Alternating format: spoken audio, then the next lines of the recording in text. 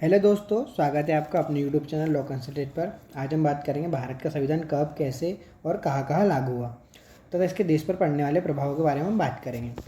तो हम वीडियो शुरू करने से पहले वीडियो के उद्देश्य के बारे में बात कर लेते हैं। हमारा ये वीडियो बनाने का सबसे महत्वपूर्ण उद्देश्य यह है कि हमारे देशवासियों को संविधान के बारे में संपूर्ण जानकारी प्राप्त हो तथा देशवासियों को मानवाधिकार के बारे में संपूर्ण जानकारी प्राप्त हो तथा सब अपने अधिकार के बारे में जानकारी प्राप्त कर सके। तो दोस्तों शुरू करते हैं बिना किसी टाइम वेस्ट किए। तो दोस्तों, भारत का संविधान सबसे पहले 26 जनवरी 1949 को ग्रहण किया गया तथा 26 जनवरी 1950 को लागू किया गया।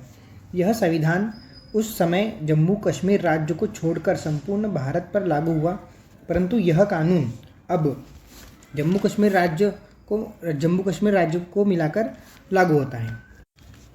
संविधान सभा की पहली बैठक 9 दिसंबर 1946 को कॉन्स्टिट्यूशन हॉल, जिसे अब संसद भवन के केंद्रीय कक्ष के नाम से जाना जाता है, जो नई दिल्ली में उपस्थित है, तथा भारतीय संविधान को पूर्ण रूप से तैयार करने में 2 वर्ष 11 माह 18 दिन का संपूर्ण समय लगा, जिसमें संपूर्ण संविधान बन के तैयार हो गया।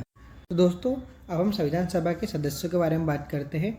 तो संविधान सभा के कुल सदस्यों की संख्या 389 निश्चित की गई थी, जिसमें 292 प्रतिनिधि ब्रिटिश प्रांत के 4 चीफ कमिश्नर थे और 93 प्रतिनिधि देशी रियासतों के थे।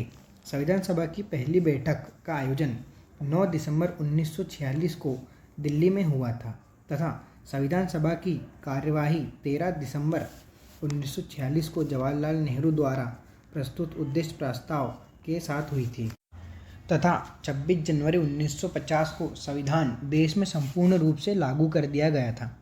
संविधान में कुल 22 भाग, 395 अनुच्छेद और 8 अनुसूचियाँ थी, जो वर्तमान में बढ़ाकर 470 अनुच्छेद, 25 भाग और 12 अनुसूचियाँ कर दी गई। तो दोस्तों, अब हम बात करेंगे भारत में संविधान क्यों लागू किया गया था। तो दोस्तों, भारत में आज़ादी से पहले भारतवासियों को बहुत सारे अत्याचार किए जाते थे, जिसमें महिलाओं का शोषण करना, आदमियों पर कम मूल्य पर अधिक काम करवाना जैसे, और भारतवासियों के लिए कोई न्याय व्यवस्था भी नहीं थी। तो दोस्तों, उसी के साथ साथ भारतवासियों को कम मूल्य देकर उनसे अधिक श्रम लिया जाता था, मतलब उनसे अधिक काम कराया जाता था और मतलब उनसे अत्याचार किए जाते थे। इन सभी के अत्याचारों के कारण भारतवासी काफ़ी परेशान हो गए थे। जनता स्वतंत्रता की मांग करने लगी थी।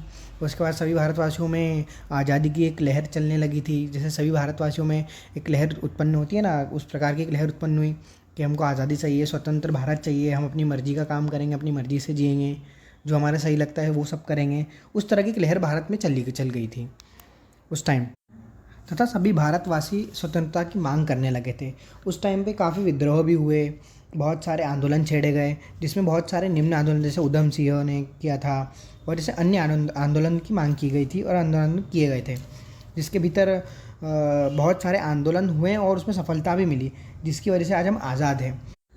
बहुत सारे विद्रोह के बाद फिर हमें आज़ादी मिली, तो हमें फाइनली 15 अगस्त 1947 को संपूर्ण रूप से आज़ादी प्राप्त हुई।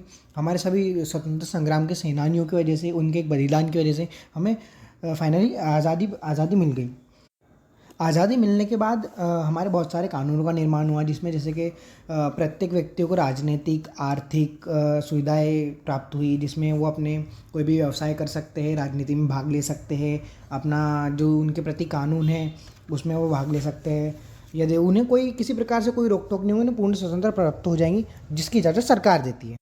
ऐसी सभी स्वतंत्रताएं भारतीयों को प्राप्त होने का फाइनली वो दिन आ ही गया था, और वो दिन है 26 जनवरी 1950 को पूर्ण रूप से पूर्ण भारत में कानून लागू कर दिया गया, जिसमें महन भूमिका बाबा साहब अम्बेडकर की थी, जिनको आज हम भीमराव अम्बेडकर के नाम से जानते हैं। और ये आज बहुत बड़े स्वतंत्रता संग्राम थे जिन्होंने कानून लागू किया था, तथा हमारी बहुत महिलाएं बहनें हैं जिनको आज उनकी वजह से जो पढ़ लिख रही है, उनका सब कुछ कर रही है, आज बाबा साहब अम्बेडकर की वजह से ही कर रही है। तो फाइनली दोस्तों, 26 जनवरी 1950 को संपूर्ण भारत में कानून लागू हो गया, तथा उस समय जम्मू और कश्मीर राज्यों को छोड़कर इस कानून को लागू किया गया था, क्योंकि उस समय वो भारत में नहीं आते थे, परंतु अब मोदी जी की वजह से लागू हो चुका है। वहाँ जम्मू और कश्मीर में भी ये कानून लागू होता है, जो कि भारत में आ चुका है। तो दोस्तों अब हम बात करेंगे भारत में संविधान होने के बाद भारतवासियों पर क्या क्या प्रभाव पड़े। तो दोस्तों भारत देश में संविधान लागू होने के बाद काफ़ी अच्छे प्रभाव पड़े, जैसे जिसमें भारत जनता को अधिक से अधिक जानकारी प्राप्त हुई, जिसमें जनता का विकास हुआ तथा उन पर जो अत्याचार होते थे वो अत्याचार से उन्हें मुक्ति मिल गई। उसके बाद भारतवासी काफ़ी खुश हो चुके थे और अपने स्वतंत्र भारत का मज़ा ले रहे थे। जिस प्रकार सभी देशवासियों को अपने अपने अधिकार प्राप्त हुए, उसके बाद सभी देशवासी अपने मनचाहा जीवन जी रहे थे। कानून द्वारा सभी तय की गई शर्तों के हिसाब से अपना जीवन जी रहे थे, अपना व्यवसाय कर रहे थे। सभी प्रत्येक नागरिक को राजनीतिक, आर्थिक, धार्मिक प्रकार की सभी छूट दी गई, जिसमें वो देश के विकास के सहायक करते थे। तथा कानून लागू होने से व्यक्ति अपने स्वयं का विकास करने के लिए भी सक्षम हो सका। इन सब से यह हुआ कि व्यक्ति अपना स्वयं का विकास करने लगा, अपने परिवार का विकास करने लगा, खुशहाल ज़िंदगी जीने लगा। यह सब जो हो चुका भारत के आज़ाद होने के बाद, कानून लागू होने के बाद हुआ। तो दोस्तों उम्मीद करता हूँ ये वीडियो आपको पसंद आया होगा, और अगर पसंद आया तो हमारी चैनल को सब्सक्राइब करें और वीडियो को लाइक करें। थैंक यू दोस्तों।